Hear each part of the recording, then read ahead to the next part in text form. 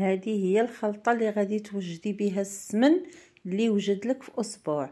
شويه من الزعتر وشويه من الزعيطره، شويه من الازير وحبيبات من القرنفل.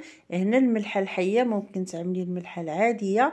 خديت هاد الحجرات ديال الملحه الحيه غادي نوضعهم في الماء ونخليهم يطيبوا غادي يذوبوا هكا. هذه هي الخلطه اللي غسلت بها الزبده بلديه ووجدت بها السمن اسبوع، وكان السمن حار وواجد وغزال غزال بزاف. عشاق السمن تجربوه بهذه الطريقه. انا فقط خديت غير نص كيلو ديال الزبده وندوز نوجد معكم الوصفه.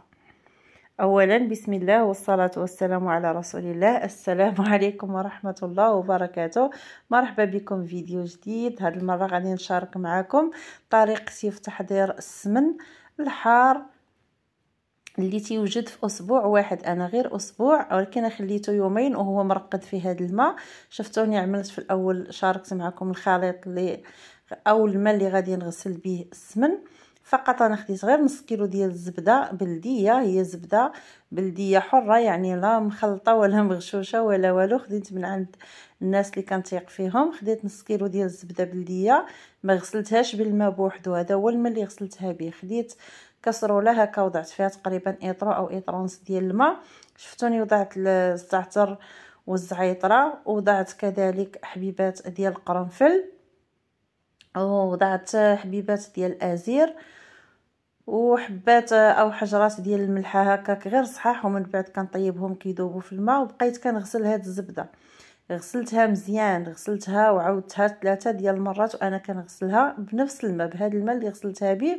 ومن بعد رقدتها هكا وغطيت عليها طبسيل اخر وخليتها غير فوق البوطاجي. من بعد ما داز 3 ايام يعني انا حتى وضعتها في كتشوفوا في هذيك الطنجيه ديال السمن. ومن بعد زولتها رجعتها للطبسيل وضفت ليها هاد المعلقه ديال السمن اللي حايل كيف ما كتشوفوا راه احمر. هاد السمن راه عندي مده طويله، غير كميه قليله هكا محتفظه بها. وخديت هاد المعلقه وخلطتها مع السمن. الا كان عندكم السمن حايل وتزيدوه السمن اللي هو جديد راه في اسبوع تيوجد معكم. انا اسبوع وكان عندي السمن ما شاء الله حار وغزال. ومن بعد غادي نوضع هكا غير كويرات وغادي نوضعهم في هذيك الطنجيه، او تقدروا تعملوه في قرعه ديال الزاج. من الاحسن يا الزاج يا الطين على هذا الشكل. ومن بعد غادي نغطي عليهم